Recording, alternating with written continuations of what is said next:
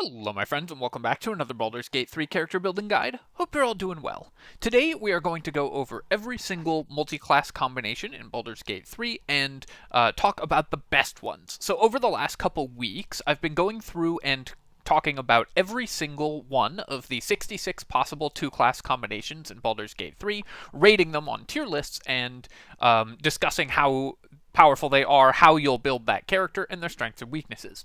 That has yielded more than 5.5 hours of video, so I thought it would be helpful to have all of the combinations in one place so that there's kind of a one-stop shop to look at when you are looking at how to multiclass. So much as I did for my spells tier list, where I did exactly the same thing, and you can go check that out, we're doing one additional video at the end of that series where I go over the final tiers and talk about the S and A tier combinations for every class. We'll go over them in a little bit of detail. I'll talk about sort of common ways to build those combinations of characters, why those characters are good, and how each class works together, how you would want to build it.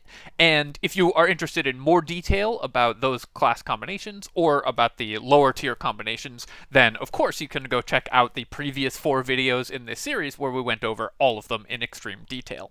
If you've already seen those, I will be using this video to talk a little bit more about general principles for multiclassing this class, so don't worry, there will still be a lot of new information in this video, even if you've already seen the last 4 videos in this series. So hopefully this will be useful as a kind of one-stop shop to go over every single good multiclass combination in Baldur's Gate 3, how it works, how it fits together, other classes you can consider to build in with those classes, and so on, and give you just a single resource for finding all the best multi-class builds in Baldur's Gate. Alright, let's get right into it. Though before I do want to take a moment to say thank you so much to Kuba for the 100 Zlotis donation, Ritam Deb for the 1,000 rupees, Norad Noxus for the 1,000 rupees as well, thank you, and Crater for the $5, and Emir Emiroglu for becoming a channel member. Thank you so much, my friends. I really do appreciate it. Also, I am sorry if I mispronounced anybody's name. Please let me know in the comments how it's supposed to be said. Alright, let's get right in and start talking about all the good multi-class combinations in Baldur's Gate 3. So here's how we're going to do this. We're going to go through each character class in turn, beginning with, as you can see, Barbarian, and place them in the paired class column at the top, or row at the top, rather, and then place each other class in the tier list below it. So this, for example, fighter icon, indicates that I believe that Barbarian and Fighter makes an S-tier character combination. We'll go through each class in turn, and I'll display the full tier list on the screen, because we've already gone through and created them, and then I'll talk about the S and A-tier class combinations and why I think they're so good. I am rating these characters both on how strong the class combination is, so what's the sort of total power level, and also on how many ways there are to combine this character. How many viable builds can you make using these two classes? Do they fit well into 3 or even more class builds as well, is something that I'm taking into consideration in addition. So both power and usability of these class combinations is very important. We'll begin with Barbarian, so let's just get right into it. Barbarian is the class that benefits the most from multiclassing, other than Rogue, in the entire game. The reason for this is that Barbarian both has extremely high highs, but also relatively low lows. It's a class with lots of power in the things that it's very good at, but with significant weaknesses that it can really help to add other class levels in order to patch. Barbarian also gets a lot of its power levels in the first 8 levels. In fact, it's very strong in the first 3 levels of Barbarian when you get access to your subclass features, and that can allow you to use 3 levels of Barbarian in alongside another class in order to add some of the very high power spikes from Barbarian into another class build, or take a few levels of other classes alongside 8 levels of Barbarian, because almost all of the power budget of Barbarian is spent in the first 8 levels. It gets basically all the good class features in the first 8 levels, and so you have room for 4 levels of something else pretty easily in order to make a Barbarian that just does the same things but better. Barbarian is a class that really benefits from other classes that give you additional action economy because Barbarian is playing at an action economy deficit. Action economy is the idea that you should be taking more actions than your opponent, essentially, which you can either do by having more actions on your character or by reducing enemy actions. And Barbarian has a dead bonus action that it uses in almost every fight. You have to rage at the beginning of most fights to get the most out of your Barbarian, so you are down one bonus action compared to other characters at the beginning of most fights. You can therefore patch that action economy deficit that you start at with Barbarian with the classes that give you additional uses of actions, additional action economy, and use the very powerful class features of Barbarian more often when you get them when you get additional action economy from other classes. So Barbarian as a class really benefits from multiclassing with characters that either want its extremely powerful spikes, its extremely high power level, or that give it additional action economy in order to make your Barbarian build shine. For that reason, I've rated as S-tier multiclasses Fighter and Rogue, and as A-tier multiclasses with Barbarian Druid, Monk, and Ranger. Fighter and Rogue are the action economy classes, other than Sorcerer, which is action economy but only for spells. But those two classes give you additional action economy and so go perfectly with Barbarian. They also conveniently get a lot of power in 4 levels, and so Rogue and Fighter can both fit as 4-level dips or 3-level dips in with a Barbarian 8 build in order to get all the best benefits of both classes. With Thief Rogue, you get an additional bonus action, which immediately mitigates the penalty that Barbarian suffers from having to rage with one of its bonus actions, and then in future turns, you can use one of Barbarian's main action economy manipulation features, the Berserker Barbarian's bonus action attack or throw, more times because you have Thief Rogue. You can also benefit very strongly from using Assassin Rogue because it just doubles down on something that Barbarian really wants to be doing, which is hitting really, really hard. Guaranteed criticals are really good when you are getting lots of damage, and Barbarian critical builds are often very powerful. Of course, Barbarian gets a class feature that makes its criticals even stronger at level 9, so a natural fit is 3 levels of Assassin Rogue and 9 levels of Barbarian to benefit from criticals. Fighter is always good with just about every martial build because Action Surge is such an incredibly powerful effect, but even better with Barbarian because Barbarian, like we said, wants to be manipulating its action economy. It's a class that really benefits from additional actions. Because each individual action you're taking with a Barbarian is so strong, adding additional action economy with Fighter is even better for Barbarian Fighter multiclasses. For a martial build, in fact, I think that sort of your default just bruiser build should probably be Barbarian 8 Fighter 4. That's just a very solid baseline that will be a classic and powerful character that has an extremely convenient level split. You still get 3 feats, you get all the best class features of both classes, and you get to have a very powerful build that fits together very neatly.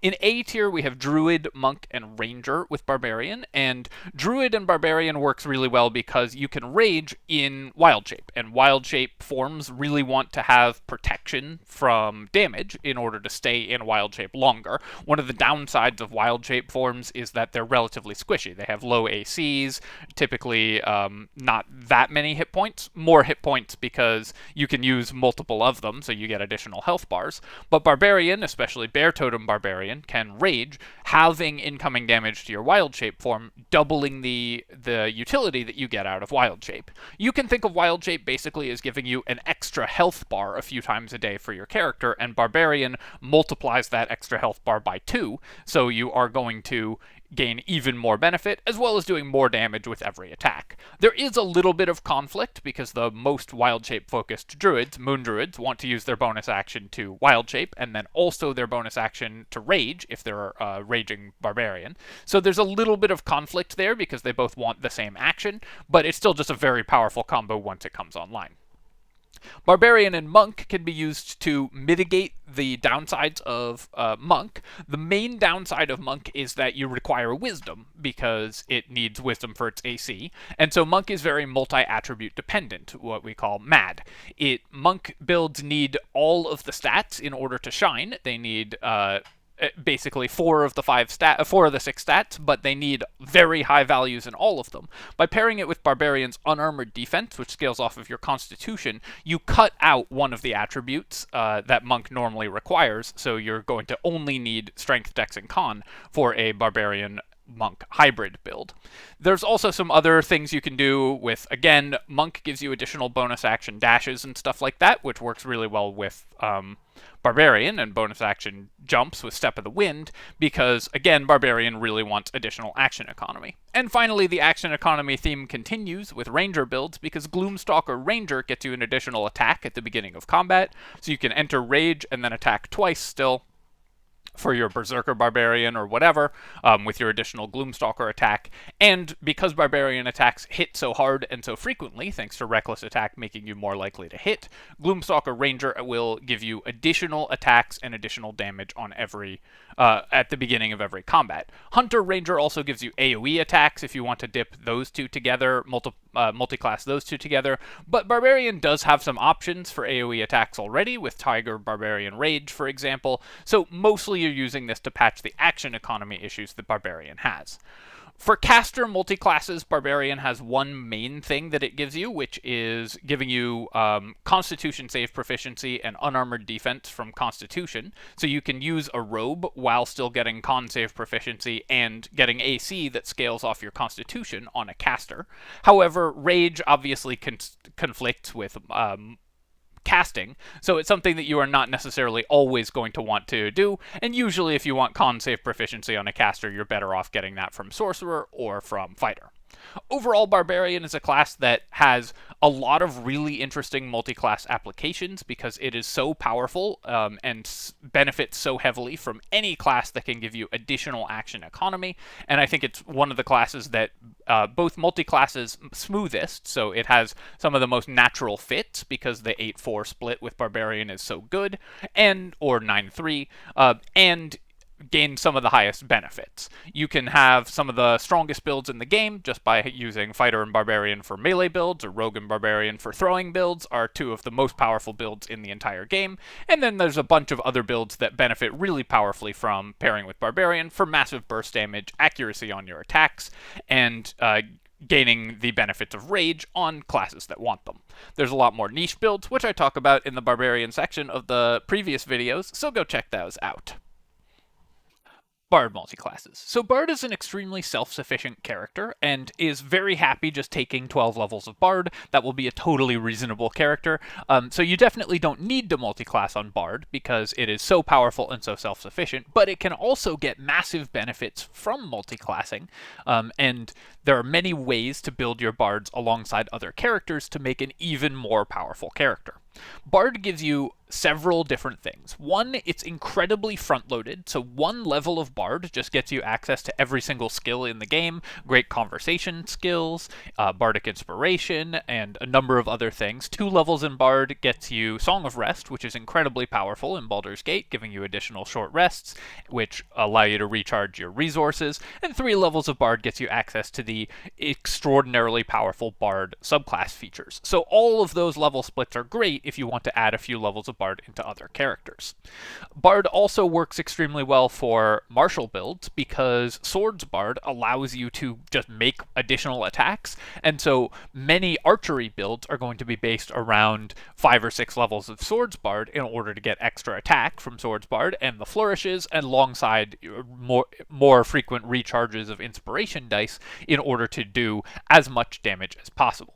Bard also benefits very heavily from 1 or 2 level dips in other classes because while Bard is a character that has incredibly diverse and powerful class features, there's some things that it's missing that can really help round out the character. Weapon and armor proficiencies from any character that gives you, and shield proficiencies from any character that gives you heavy armor and shields can make your Bard significantly tankier. In particular, shield proficiency is very useful for swords and lore bards. And a Constitution save proficiency from Sorcerer, Fighter, or Barbarian can be really useful to keep your Bard concentrating on spells. Bards will always be concentrating on spells, and so it's very useful to gain additional concentration effects. And then for more diverse level, to gain additional concentration proficiency with con save proficiency from an initial level in Sorcerer, for example, you can maintain concentration on your very powerful concentration spells more easily. And then for more diverse level splits, Bard is a full caster, so if you multiclass it with any other caster, it's going to give you high level spell slots, and so you can use that to gain access to high level spells while getting all of the very powerful skills and class features that Bard gives you.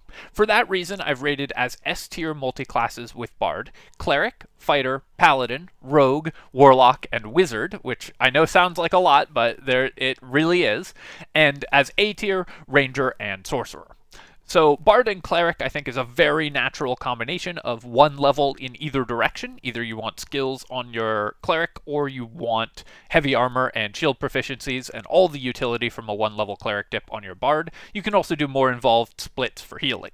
Bard and Fighter is core to just about every Swords Bard archery build. Action Surge is incredibly powerful for all casters, but especially for bards who often have great things to do with their default actions, firing arrows especially with swords bards and so on.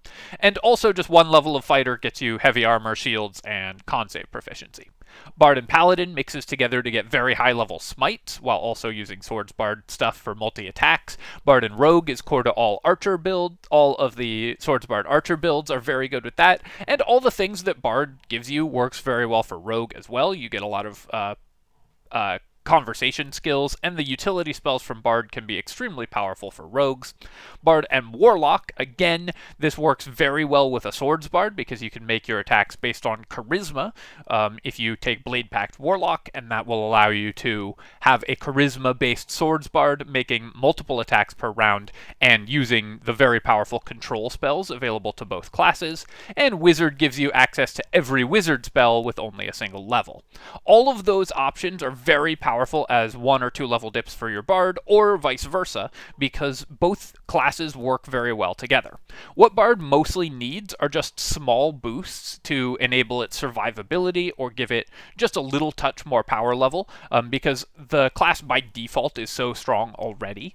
And what it offers to other classes is a lot of different options, but also Swords Bard in particular gives you a ton of extra multi-attacks for martial builds with either the melee slashing flourish or the range slashing flourish, which is basically just doubling the number of attacks that you're making in a round. Similarly, Bard and Ranger is very good for archery builds. There's really only one way to build that, which is why I've rated it A tier rather than S tier, because it's just for the Swords Bard archers, but still a very powerful build. And Bard and Sorcerer gets you con save proficiency and the shield spell for your Bard, which is awesome, as well as the other way around, giving a lot of skills to Sorcerers.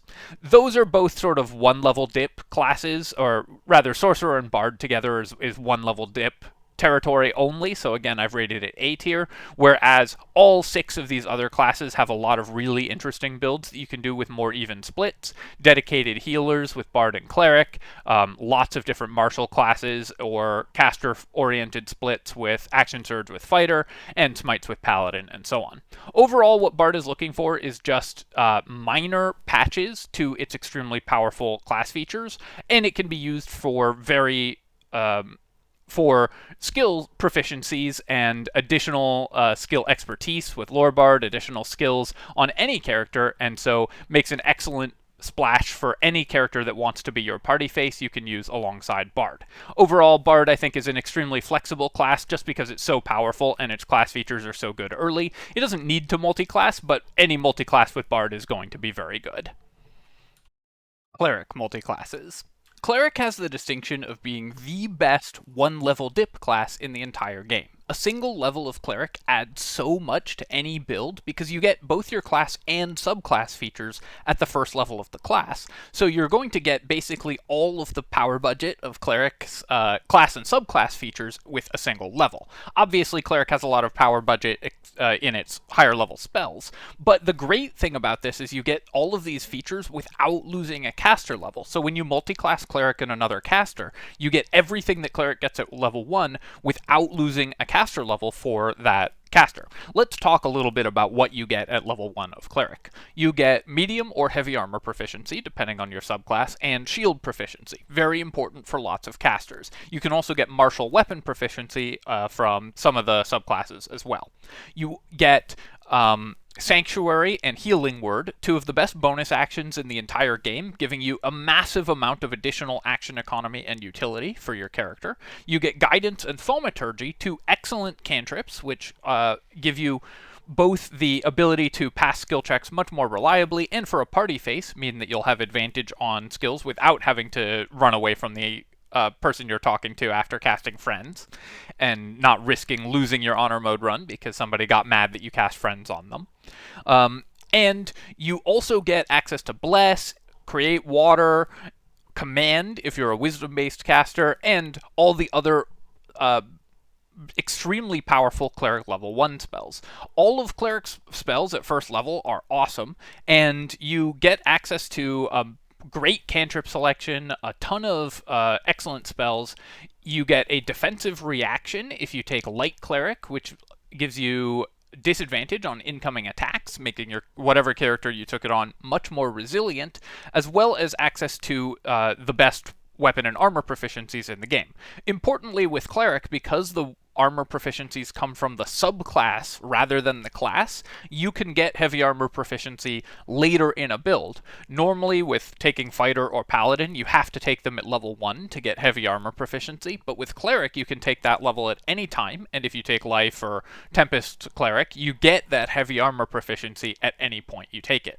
So, for example, Cleric and Bard, like we talked about last time, you can use Cleric to give your Bard proficiencies in all of the weapons and armor that they were missing, making the Bard massively more tanky and resilient, which is extremely powerful on any caster, while also giving them a bunch of great bonus actions to use in combat, something that Bards don't always have amazing access to, and powerful subclass features like Life Cleric's additional healing works extremely well when paired with something like a Bard. Cleric also benefits pretty strongly from 1-level dips of other classes. Similar to Bard and other casters, they benefit a lot from having con save proficiency, so Fighter or Sorcerer or Barbarian all work very well as 1-level dips there.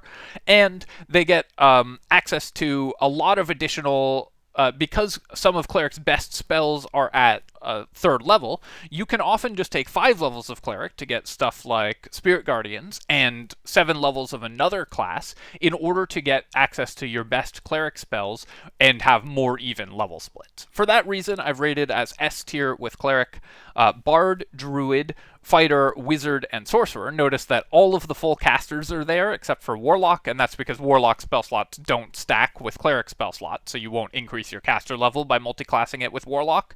It's still a good build, but all of the other casters can benefit very strongly from 1 level of Cleric. And in A tier, I've placed Paladin, Ranger, and Rogue, all of which or Rogue at least really likes the proficiencies, and all of which add a lot to Cleric itself by giving you some additional options. Paladins can smite, Rangers benefit very strongly from Cleric proficiencies and spells, and Rogues give you the additional bonus action and bonus action dash so you can run around hitting things with Spirit Guardians. For the S tier builds, they are more even.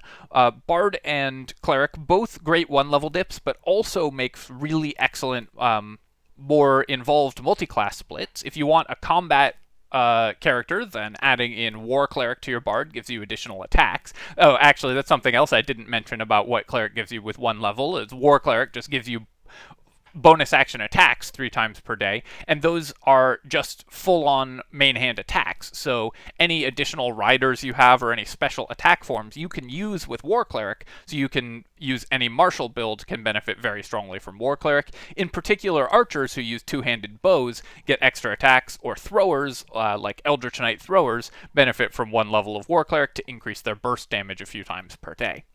All of this together means that Cleric is just an incredible dip class, but also a great multi-class build because Spirit Guardians and and so on are so powerful, even for martial builds, that you can do more even level splits with Cleric and still benefit very strongly from those as well.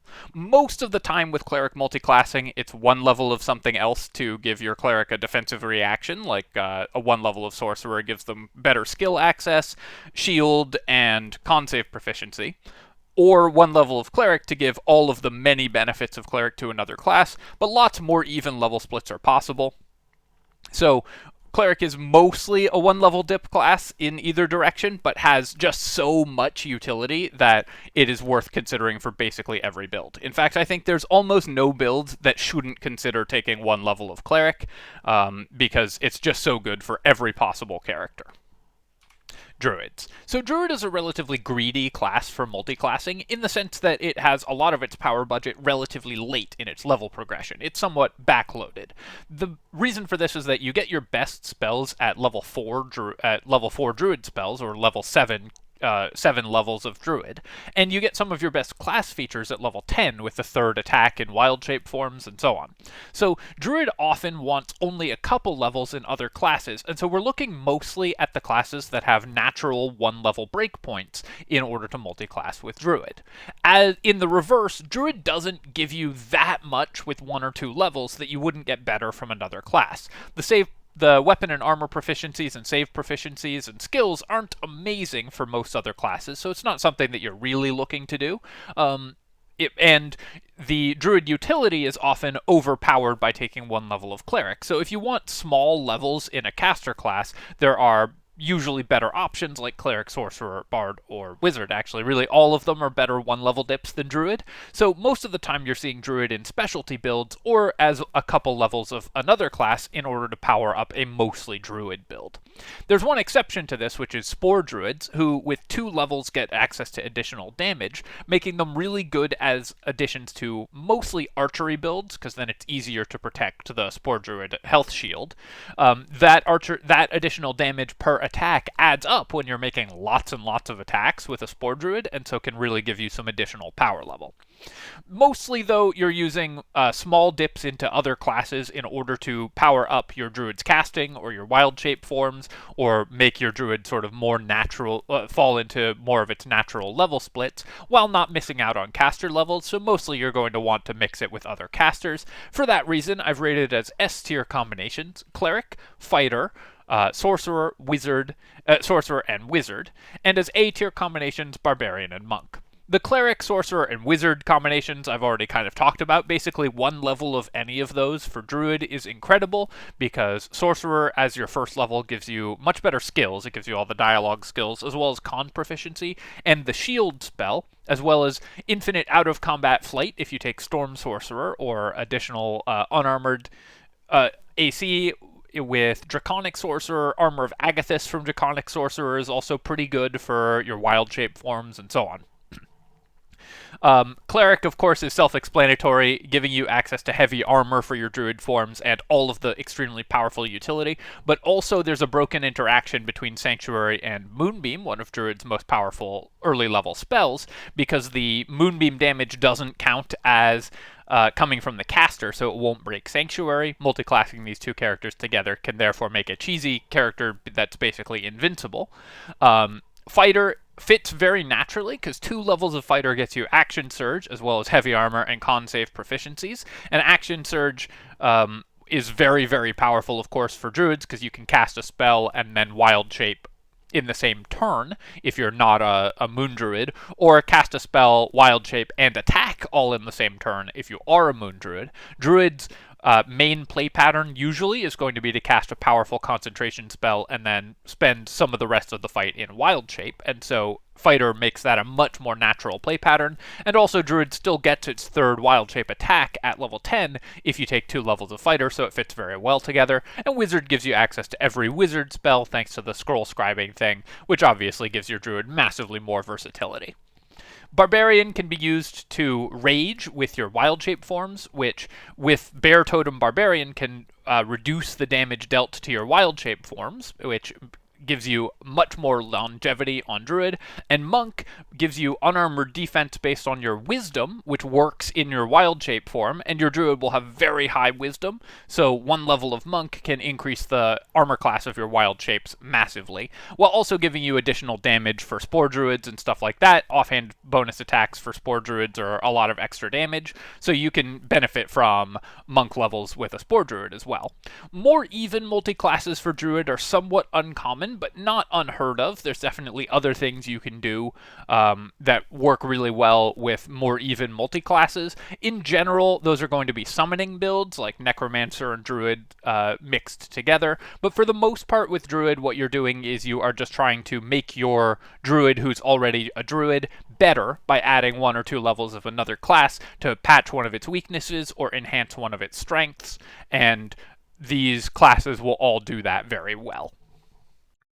Fighters. Now, you might laugh at the visual here, because this is a very silly looking tier list with everything except for Paladin and Sorcerer in S tier, but that's because Fighter is extremely flexible. Breakpoints for Fighter come at basically every level. At first level, you get armor proficiencies and con saves, which are great for casters. At second level, you get Action Surge, one of the most powerful class features in the entire game. Third level, you get subclass abilities. Fourth level, you get feats. Fifth level, you get extra attack.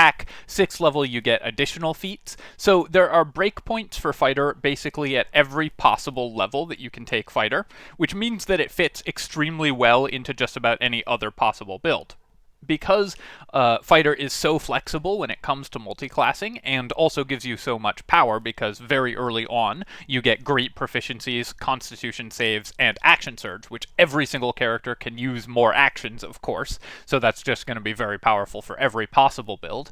And because it splits so well with different combinations of other class levels, it is very rare that you can't fit and don't want to fit levels of Fighter into just about any possible character build. Obviously, not every build is going to need to use Fighter, but there are builds that you can do with every single class that are amazing for Fighter.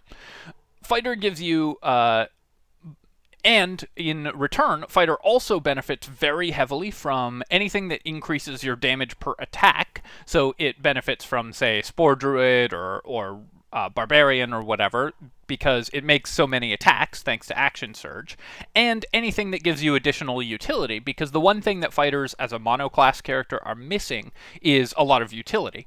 Adding in spells, defensive reactions like Shield or Warding Flare from Cleric, adding in something to concentrate on, because you'll have con save proficiency and high constitution, so you'll be good at concentrating, all can help power up your Fighter massively. And so Fighter benefits from level splits at basically every possible combination of levels with another class and Fighter is a workable build.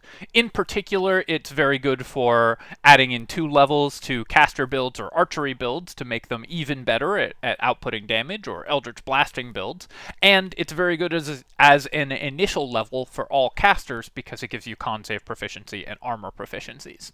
I'm going to mention why I think that Paladin and Sorcerer are only A tier rather than S tier. And the reason for Sorcerer is just that Sorcerer already gets con save proficiency, so it doesn't need the initial Fighter level the way the other casters do. And if you want the armor and weapon proficiencies, or armor and shield proficiencies, you're better off on Sorcerer getting them from Cleric. Still an amazing combination, and Action Surge is incredible, although Sorcerer has its own ways to manipulate the action economy. So it's still an incredible character, but some of what Fighter gives to casters, Sorcerer already gets. And Paladin, just because Paladin is such a constrained build, because Paladins often want, well, they want 5 of the 6 stats, and they often want to be multiclassing with casters because they need to increase the level of their smites. So Fighter doesn't increase your caster level for smites. Still obviously an incredible build, and the highest DPS builds in the game involve Fighter and Paladin making multiple smite attacks thanks to Action Surge in the opening rounds of combat, or highest burst damage builds, not DPS builds, but the highest damage you can do in single turns is some combination of Fighter and Paladin and some other classes in general, and so that is obviously an extremely powerful build. But in general, with Paladin Multiclassing, you want to be taking caster classes so that you can increase the level of your smites. So while those are still two incredible builds, I think they are slightly behind the other 10 multi-class options for fighter. Basically, you can build fighters alongside other classes in any possible way. 1 or 2 levels of fighter gives you so much value that it's worth putting in any other build, and fighter also benefits very strongly from single levels of just about every other class, while still hitting your 3rd attack at level 11. Fighter also, because of its extra feat at level 6, doesn't suffer from multiclassing the way other characters do. Most characters are totally happy getting 3 feats, and so fighter with 11 levels or even just 8 levels of fighter gets to those 3 feats and then can benefit from other class levels without losing anything, because you get all your feats, and so can fit in stuff like Alert or Great Weapon Master while still hitting your 20 strength or dex, and benefit from that as well. Overall, fighter is just such an incredibly flexible class that gives so much to every class that it ends up with just this sort of silly looking graph where everything is S tier. Monk. So this is a funny one to see right after the fighter one, because obviously this is a very different shape for this graph, but Monk is a character that has very particular needs when it comes to multiclassing. Monk is a relatively linear class, much like Paladin or Druid, meaning that it has a specific strategy that it's trying to execute and benefits very heavily from multiclasses that let you improve that strategy, and not at all from versatility. Monk is just trying to do one thing as well as possible, and that thing is run around naked and punch people. So any class that adds to that basic operational imperative for monks is going to work out extremely well, and any class that doesn't is something that monk builds are just not interested in. Monks also don't really offer a lot to most other characters. The offhand unarmed attack is reasonable for some martial builds, but for the most part, monks just don't interact with the same systems that most of the other classes are using, and so they just are, because they're kind of playing a slightly different game than every other class, in a good way, of course. But that means that as multi-class builds, they are looking for very specific things from other classes more than general utility. Monks don't use weapon and armor proficiencies for the most part, so they don't need to get those from other classes. And they aren't going to share magic items with other classes, so they just have different needs in terms of what they are looking for. What they are looking for, though, is 2 things. One is just hitting more often, and that is something that because monks love to punch, and punching more often, if they can use the action economy manipulation classes to let them do that, is incredibly powerful. And 2 is mitigating their multi-attribute dependency. Monks have 2 main weaknesses as a class. One, they're relatively squishy. Even a monk who's built sort of defensively is going to have like 20 AC compared to 24 or 25 for a similar other melee character in the late game. And they have significantly fewer hit points than most other classes, because they have a d8 hit die rather than a d10. Most other melee classes, they have a d8 hit die rather than a d10, so they're working off a lower baseline, and often you have to sacrifice Constitution in order to hit the wisdom and dex and strength that you need in order to maximize Tavern Brawler. Other classes can help with that, most notably Barbarian, which lets you scale your AC off your con instead of off your wisdom, so you can afford to lower your wisdom more. Can let you mitigate the multi-attribute dependency issues that monks normally suffer from. And, of course, other classes that give you additional actions to use your massively damaging punches more work extremely well with monk. Anything that gives you some defensive options is also pretty good, but monks will mostly be using just their sheer mobility to be well defended. So mostly that's what you're looking for, rather than defensive options from other classes, because that would take away from the massive damage that you're looking to do. For that reason, I have paired monk in S tier with fighter and rogue, and in A tier with barbarian and druid. So fighter and monk, of course, gives you action surge and the offhand melee attack for fighters with just the punch for a fighter is pretty good, because fighters often don't have great uses for their bonus actions, so just getting an additional offhand punch with 1 level of monk is pretty nice. Mostly, though, this is going to be 2 to 4 levels of fighter for your monk build in order to give them a little bit more HP from the fighter levels, as well as action surge so they can hit more often. And of course, monk and rogue, the classic combination, because thief rogue with monk lets you make an additional offhand attack with flurry of blows, and 2 flurries is better than 1. That means that your monks are going to be hitting 6 or 8 times in the late game with your open hand monk builds, typically with thief rogue, and essentially it's like running around with action surge every single turn if you mix monk and rogue. And that's the other reason monks don't tend to multiclass that often, is that they want to hit 8 or 9 monk levels to get the best monk features, and also want to hit 3 rogue levels almost 100% of the time to get the additional offhand attack. So there's just not a lot of room for other classes in most monk builds. You can do like a 6-2-4 split with fighter and rogue, and I think that's a very good build as well. That's why those two are in S tier. Druid is there. I did discuss this under the Druid thing, but that's because one thing that monks do offer in a 1-level dip is unarmored defense, which for druids matters a lot because they'll be unarmored in their wild shape forms, so getting to scale those the AC of the wild shape forms off their wisdom is really great for druids, which makes their wild shape forms much less squishy. And then barbarians let you scale your monk's unarmored defense off of constitution, mitigating your multi-attribute dependency.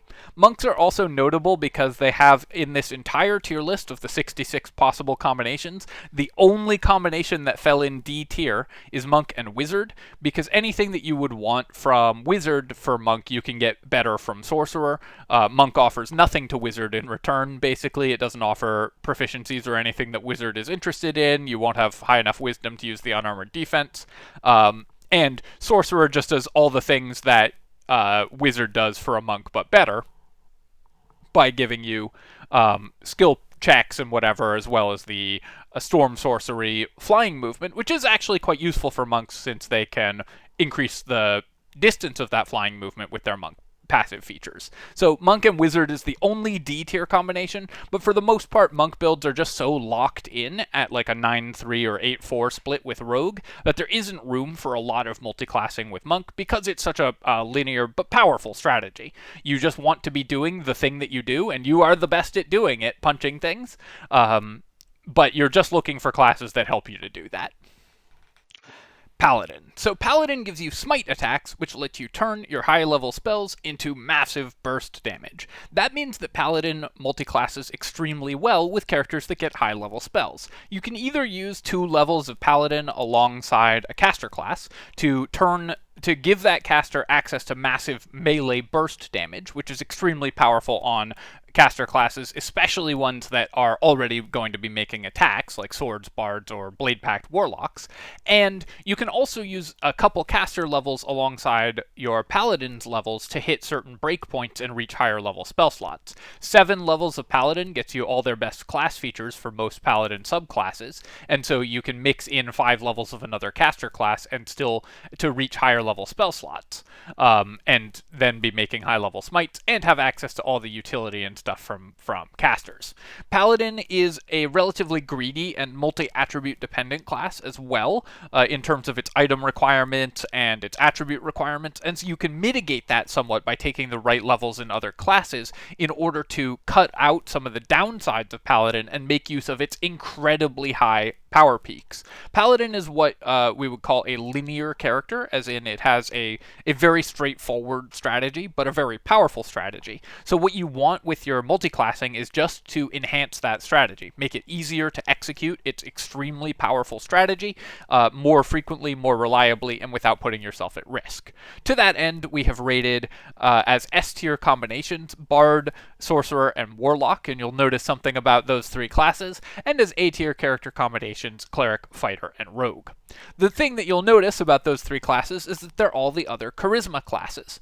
All 4 of the charisma classes can be mixed and matched together to create incredible builds. And in fact, I think that there are almost no combination of these 4 classes together in basically any level combination. You can take any 2 of them and combine any number of levels of those 2 classes, and even mix and match more than 2 of them, and you'll end up with a powerful and viable build. The charisma classes all pair well together because they all key off the same stat, and for melee versions of those classes, you can get Pact of the Blade Warlock, which lets you do not only your casting off of Charisma, but also your melee attacks. For Paladin especially, this is incredibly powerful because you can make sure that you are actually landing your smites, which is all that Paladin cares about, is landing your attacks, and Warlock gives you additional uses of high-level smites because Warlock spells come back on a short rest. So mixing Warlock and Paladin gets you higher-level smites more often and lets you tie everything into only a single stat, reducing Paladin's multi-attribute dependency and increasing the power level of your Paladin as well, because it means that your spells suddenly have save DCs that enemies can't just ignore.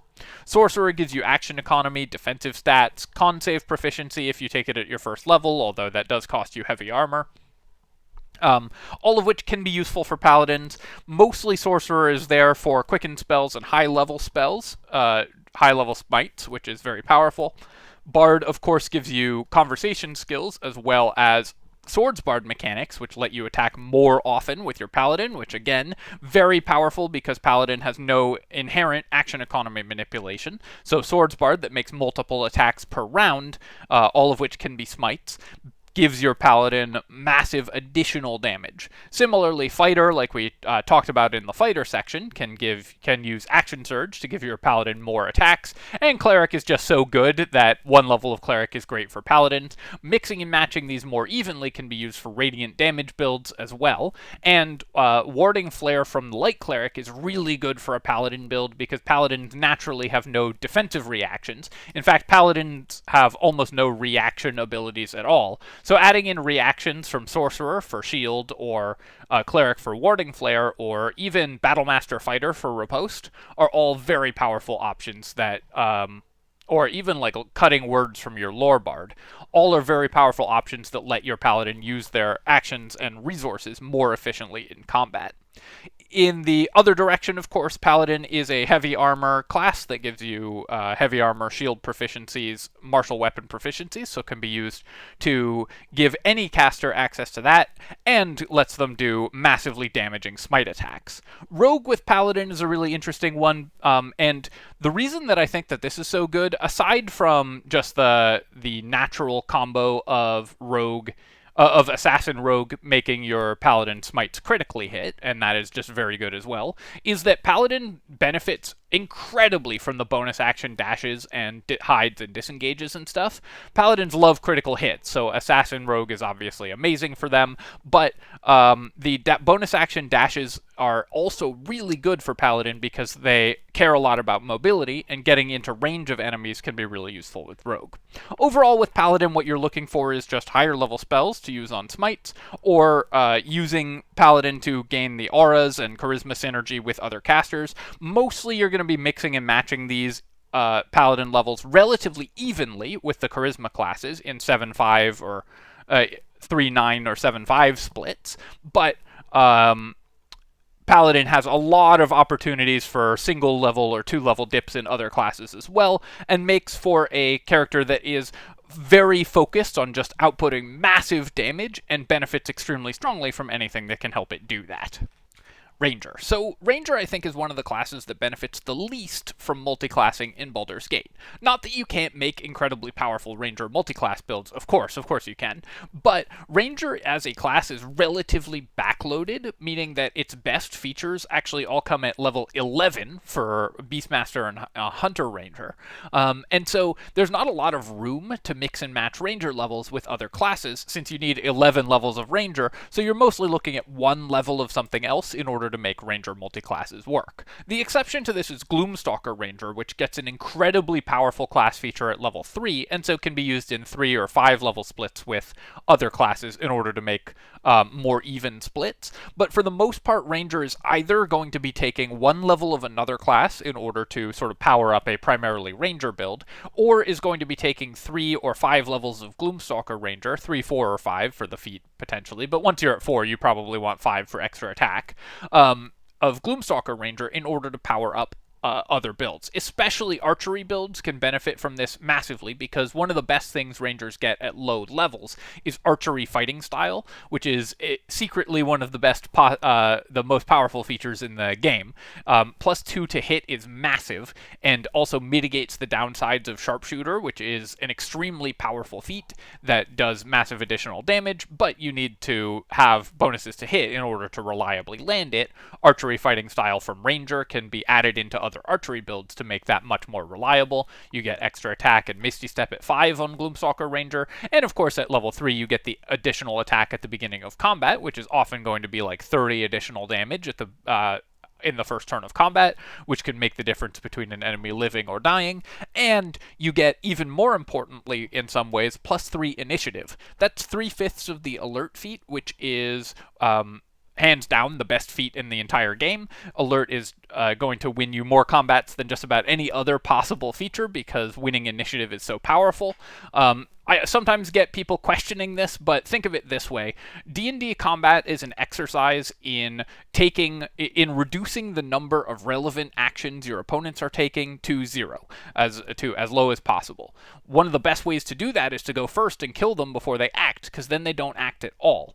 In any combat that you win, which should be 100% of combats if you're playing through an honor mode run, you are going to take the last action, because when you finish taking the last action, your enemies will be dead.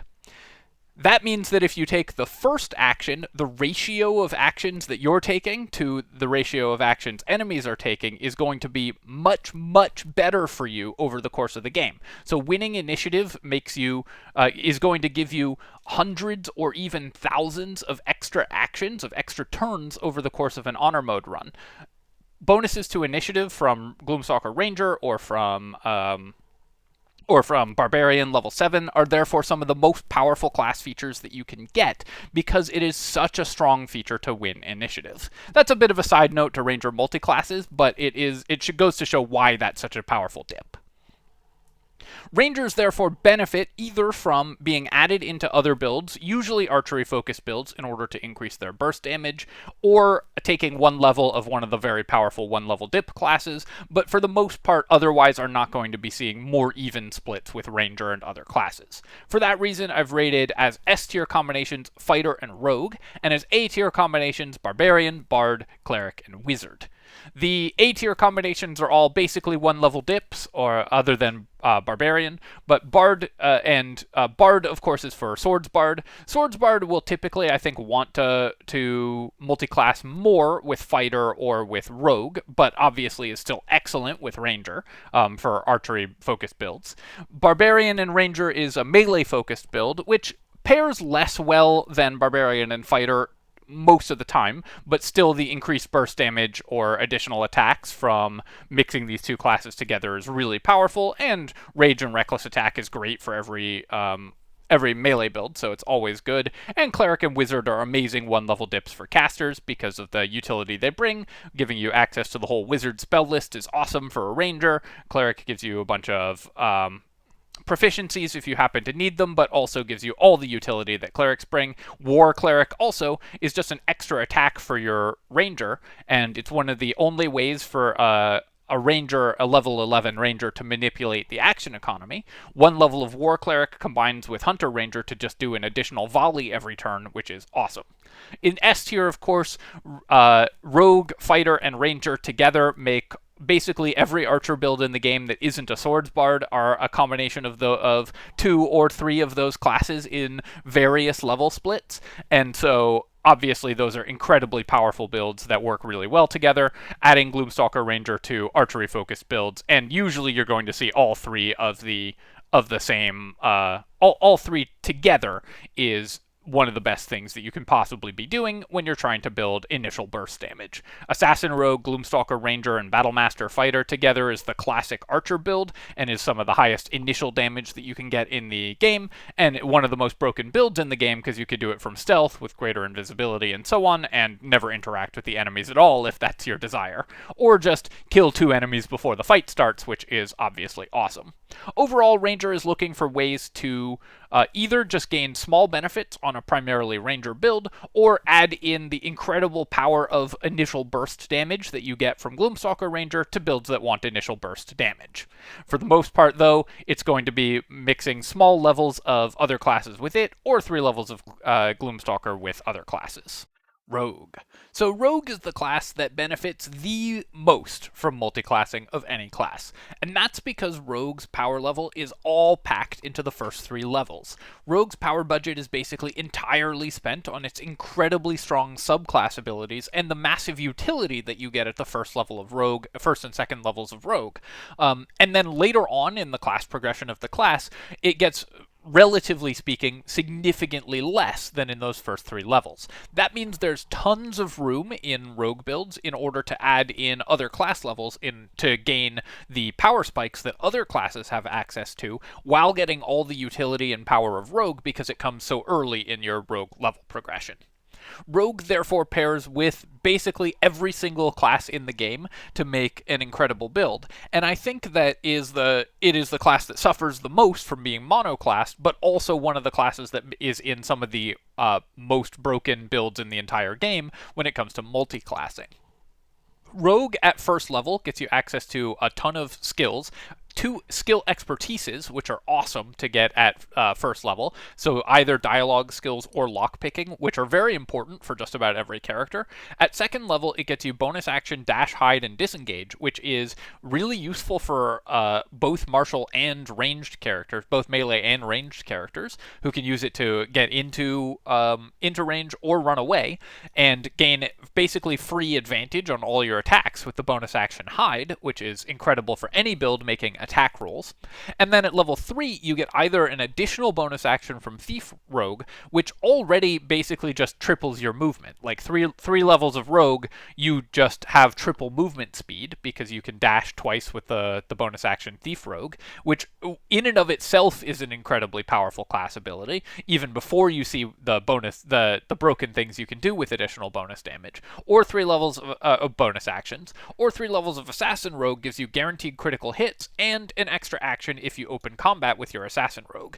An extra action at the beginning of combat translates to basically being the same as Action Surge, as long as you can surprise your enemies, and Action Surge, as we know, is incredibly good. So even situational Action Surge that you get from Assassin Rogue is an awesome ability. For that reason, I've labeled as multiclass S-tier multiclasses with Rogue, Barbarian, Bard, Fighter, Monk, Ranger, and Wizard, and as A-tier multiclasses Cleric, Paladin, Sorcerer, and Warlock, leaving only Druid down at B-tier because Druids mostly don't want to multiclass in general and want specific things when they do. Rogue is part of some of the most broken builds in the entire game, so I'm just going to go through and talk about how each of these builds is broken, because I think that is just a fun thing to do. So Rogue with Barbarian, of course, makes the broken Berserker Thief Rogue Thrower. With Bard is one of the best archers in the game, because Assassin Rogue or Thief Rogue for additional offhand attacks pairs incredibly well with Swords Bard Archery. As well as the additional bonus action can be used for the Ring of the Mystic Scoundrel shenanigans, which is something Swords Bards are usually doing. Rogue with Fighter, similarly, some of the best archers in the game are all based on that. Rogue with Monk just gives your Monk an additional flurry of blows, which basically means they get an extra action every turn. Thief Rogue with Monk is sort of permanently hasted Monk, which is obviously incredibly powerful. Rogue with Ranger, of course, for the massive burst damage from Gloomstalker Assassin Archers, as well as various other builds that you can do. Rogue also, of course, can always be taken as 1 or 2 levels just for the utility and skills selection that you get from Rogue. So just because I'm mentioning these specific builds doesn't mean that's the only way to build these. These are just some of the most broken ones, so I really like talking about them.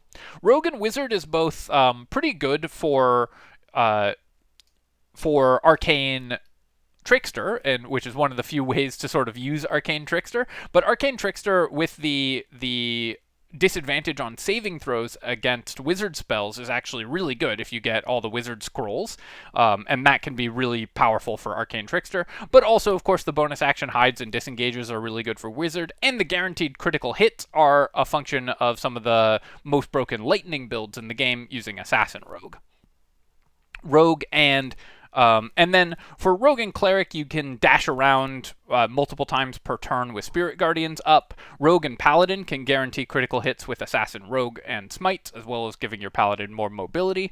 Rogue and Sorcerer, again, guaranteed critical hits, and Sorcerer also just gives a lot to Rogue because the shield and the additional shield is really good. Also, the skill selection for both wizards and sorcerers, the skill selection that you get from one level of rogue is really awesome if you want a skill-based character.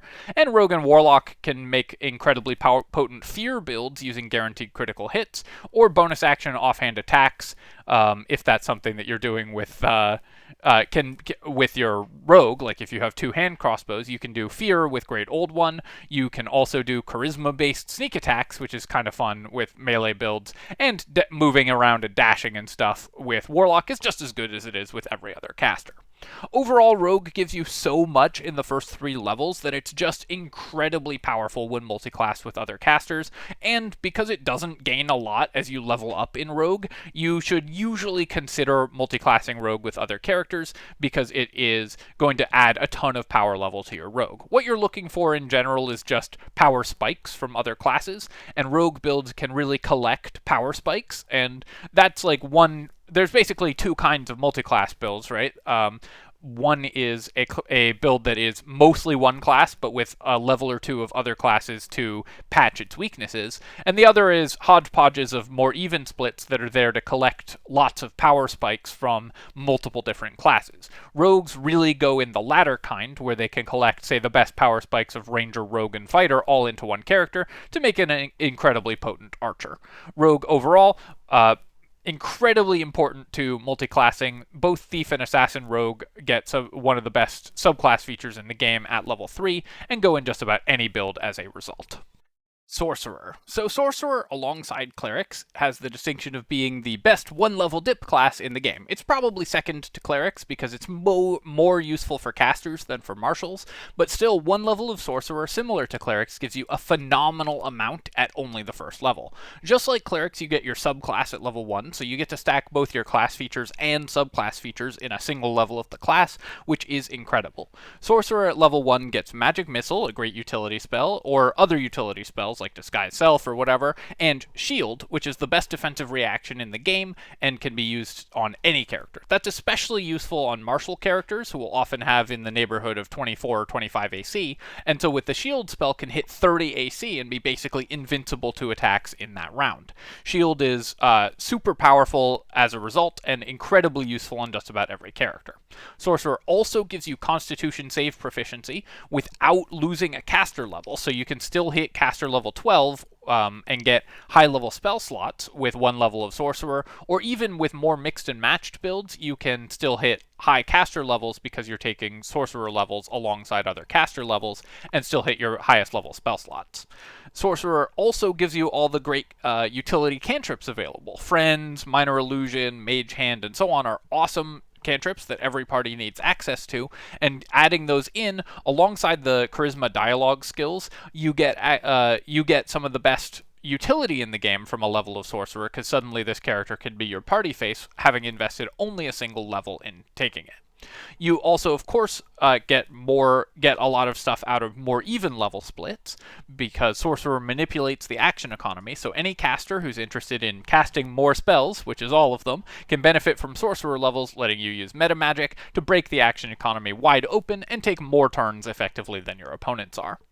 Sorcerer also benefits a lot from small dips into other classes, because it can really benefit from weapon and armor proficiencies, or from shield and armor proficiencies. One of the main downsides of Sorcerer, of course, is that naturally they're quite squishy, so if you can resolve that by giving them better AC from other classes, or adding in even a couple levels of other classes to give them some more defensive options, can be extremely valuable for Sorcerers, and more even splits with other classes work as well, because Sorcerer is just such a powerful character, and at 5 levels of sorcerer you get some of its best features anyways, and enough metamagic points to do a lot of the metamagic things that you were looking to do. So you can take even smaller and more even level splits in addition to the very powerful 1-level dips that sorcerer gives you access to.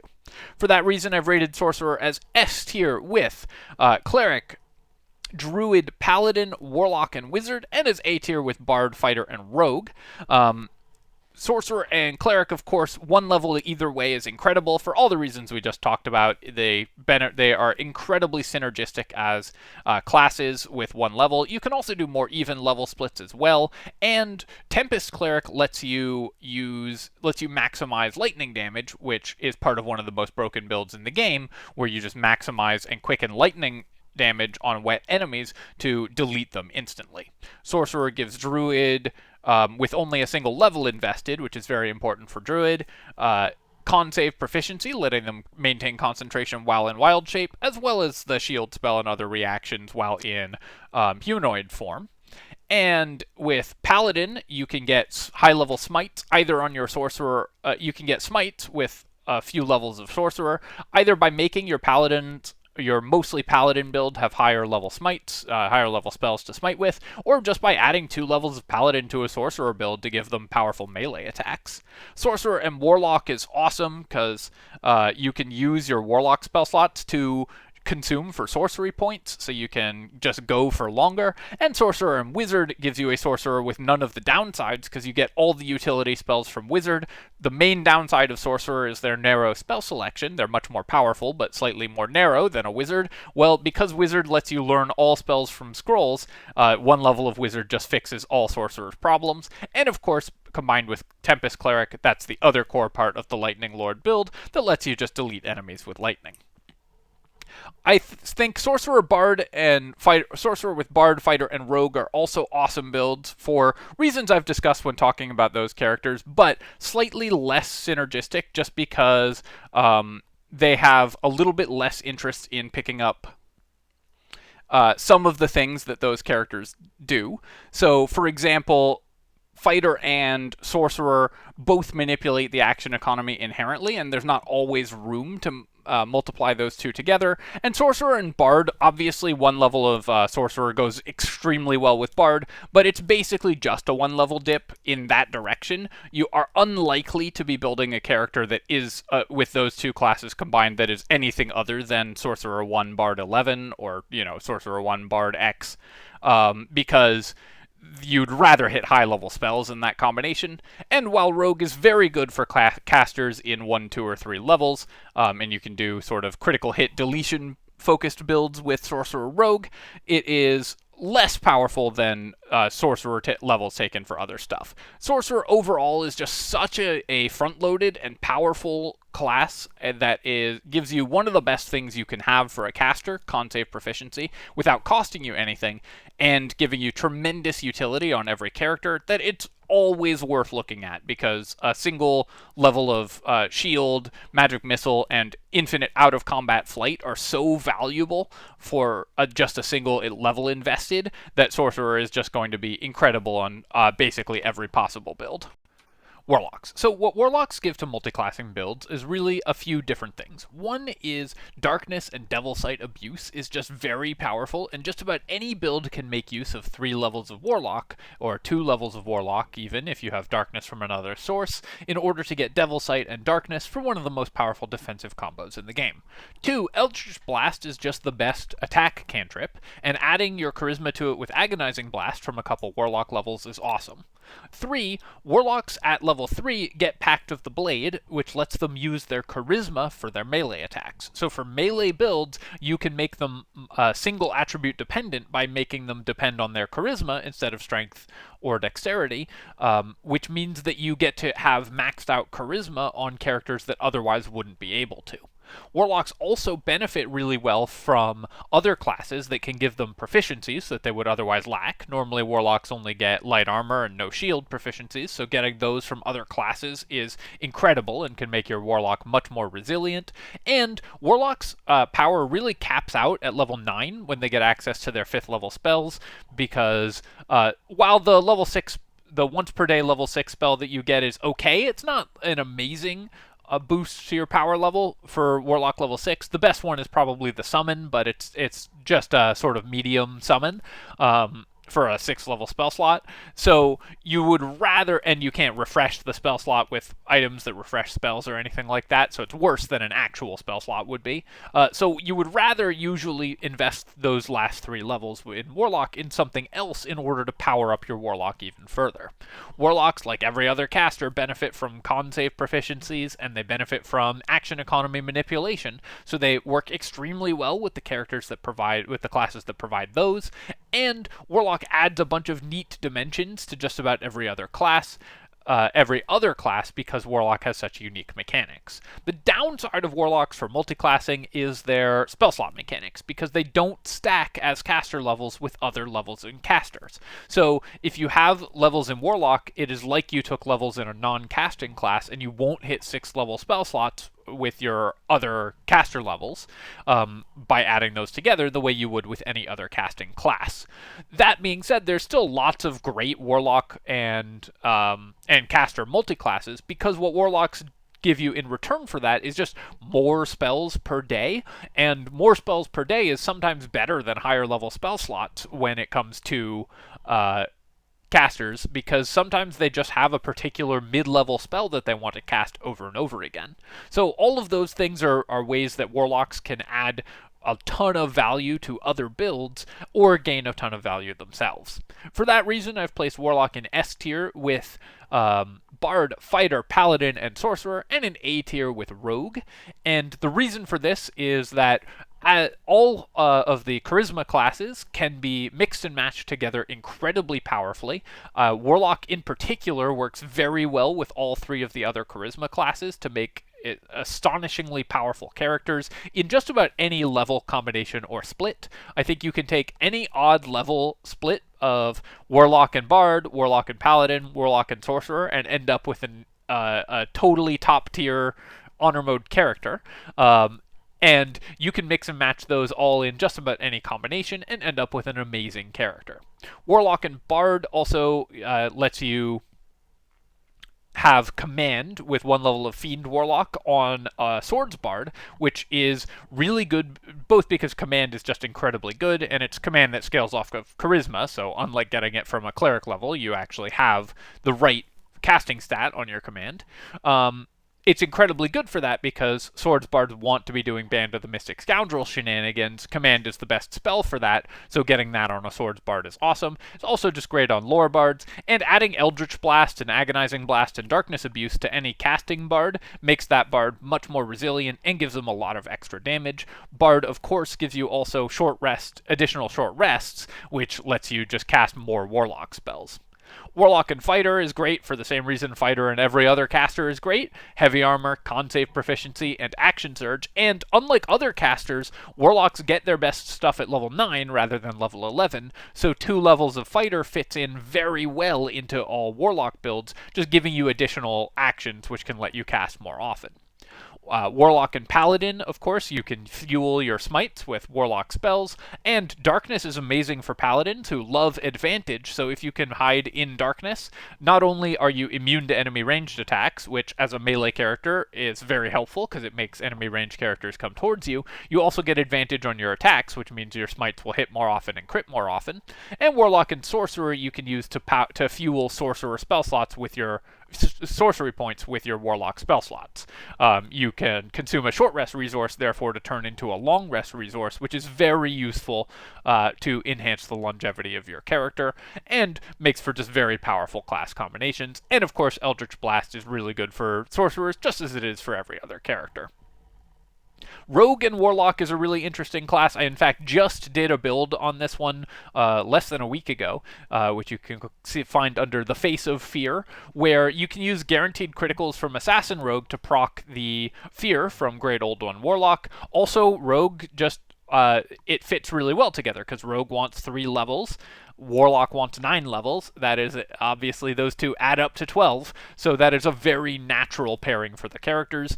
And because rogues make lots of attacks and get lots of offhand attacks, you can also do charisma-based rogues, which is kind of fun as well if you want to do Pact of the Blade stuff. And Pact of the Blade is just so valuable with Swords Bard, with Paladin attacks, and so on, that Warlock fits very naturally with those characters as well. Mostly what you're doing with Warlock is Darkness shenanigans, Pact of the Blade multiclassing, or 3 levels of another class to power up your Warlock, but those are all amazing things to do, and Warlock ends up with some of the most even class splits in the game because it combos so well with the other charisma classes in 3-9 or 5-7 splits that you're going to see a lot of different class level combinations taken with Warlock.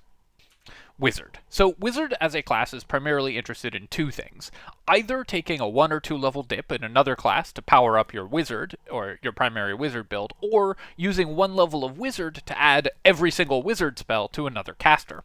Wizard Multiclassing works this way in Baldur's Gate as opposed to Tabletop because you can, in Baldur's Gate 3, scribe any scroll that you have the caster level for, not the Wizard level for, but the total caster level, provided you have at least 1 level of Wizard. So a Cleric 11 Wizard 1 knows all the Cleric spells and all the Wizard spells that have scrolls for them.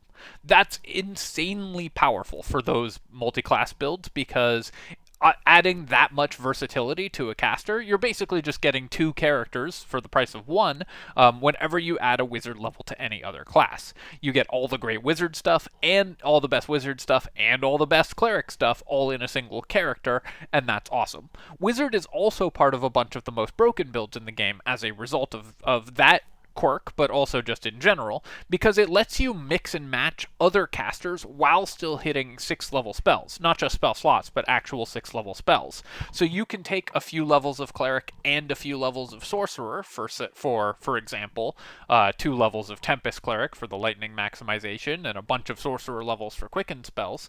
And normally you wouldn't be able to get Chain Lightning on that build, but with Wizard you still can, because you can learn your Wizard level and gain 6th level spells, including Chain Lightning, because you have 12 caster levels on that build, even if you would only hit like 3rd or 4th level spells normally. So not only does this let you just add all the Wizard spells to other casters, it also lets you get 6th level spell access on builds that normally wouldn't get it, both of which are incredibly powerful effects, and that overshadow some of the other cool multi-class options that Wizards have. In tabletop D&D, Wizard traditionally doesn't multiclass very well, because much like Monk or Druid, it's fairly linear. You just want more levels of Wizard to keep doing the thing that you're doing, and it uses Intelligence, which is a casting stat that nothing else uses, basically. No other full casters use. So normally it's overshadowed by Sorcerer for multiclassing, but in Baldur's Gate it is instead an incredibly powerful dip class. There's also a bunch of other more even splits you can do with Necromancer or Abjuration Wizard, which lets you do sort of tank wizard builds or summoning focused wizard builds, both of which get their best features with not quite 12 levels. Abjuration wants as many levels of wizard as possible, but benefits really strongly from a couple levels of other classes. And Necromancer gets its best stuff at level 6, so you can move out of it then. But outside of that, you're mostly looking at 1 or 2 level dips in either direction for the class and subclass features of wizard, or for a wizard with the class and subclass features of other classes. For that reason, I've rated Wizard as S tier with Bards, Clerics, Druids, Fighters, and Sorcerers, and as A tier with Rogues and Rangers. I almost said Rogues and Druids again, and then I was like, no, hang on, I said Druids already. Just the 2 green classes, confusing me. Wizard and Bard, of course, is incredible because you get all the wizard spells on a Bard. Bard is normally a spontaneous rather than prepared caster, meaning they learn their spells and can always cast all the spells they know, but they know fewer spells. So this lets them get all the versatility of a prepared caster and all the power of a spontaneous caster in the same character, which is awesome. Also, a Bard level for Wizard is pretty good as well, because you get all the skills and all the utility of Bard, just with 1 level of Bard on a Wizard build. 2 levels of Wizard for Divination Wizard can also let you land important spells more easily, so that's another option as well. Wizard and Cleric is a natural combination with 1 level in either direction and makes incredibly powerful characters. Wizards with all the armor and shield proficiencies and utility from a level of cleric are just way better at being wizards, and clerics with all the wizard spells are just as good at being clerics and also are just as good at being wizards. In fact, in many ways, they make better wizards than wizards themselves because they can support them with the powerful cleric abilities.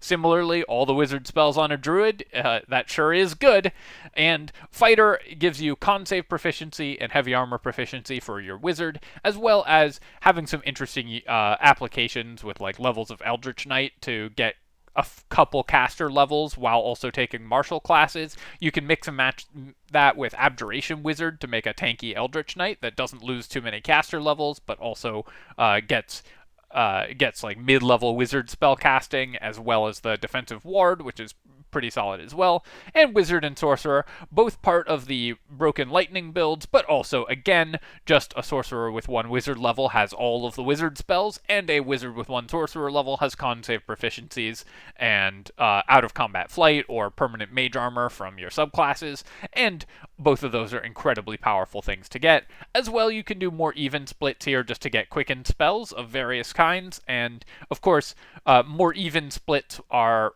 fine because you can still just learn very high level wizard spells. So unless you're looking for your wizard class features like higher level divination or abjuration features, you're mostly going to want to take one level of wizard and a bunch of other caster levels if you're splitting wizard and other levels, but that is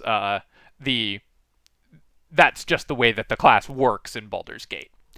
Incidentally, I'm against that. I think that it shouldn't work that way on Honor Mode. I don't think they should change it for Tactician or below now that they have, now that it's been in the game for this long. But I think they should have changed it for Honor Mode because I think it makes Wizard just too much of a free roll to add all the wizard spells to every other character.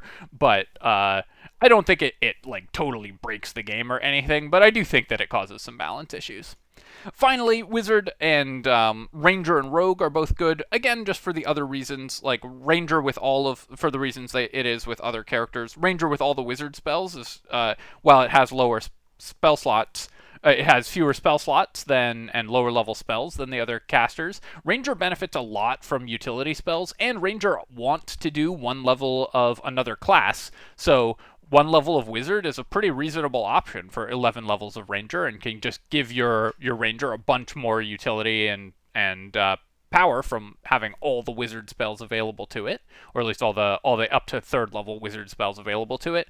And rogue can, without ruining your casting stat for scrolls and items, because it also casts off intelligence, rogue can give you all the skills as well as the bonus action dashes and disengages that are so useful for casters. Arcane Trickster can learn all the wizard scrolls, which is pretty nice for Arcane Trickster rogues as well, so wizard has a lot of utility for rogues in addition. Overall, wizard is just an incredible one-level dip class, and that's where you're going to see it most often, but there's a bunch of other more even level splits you can do, primarily with abjuration or divination wizard or necromancer wizard, which have the best class features of the subclass features of the wizard schools, but there's various ways that wizard can benefit from a couple levels of other classes as well in order to gain more action economy or better proficiencies in saves or armor. Alright, my friends, I hope that you've enjoyed this video. I know this was a lot of info all in one place. I tried to do each class justice, but of course if you are interested in more about all of these classes, then go check out the previous 4 videos in this tier list where we built all these tier lists, and I talked about each and every combination in turn, all 66 possible combinations. If there's a class and combination that you think I undersold or oversold, definitely let me know in the comments. This is including some community feedback that I definitely got and integrated into this tier list already, but of course there's always room for more feedback, and I'm always open to seeing what people think should be changed. Alright, my friends, hope you enjoyed the video, and of course, as always, if you have, feel free to leave a comment, like the video, and you can subscribe to my channel for more Baldur's Gate 3 guides and other strategy game analysis. Cheers, folks. I'll catch you next time.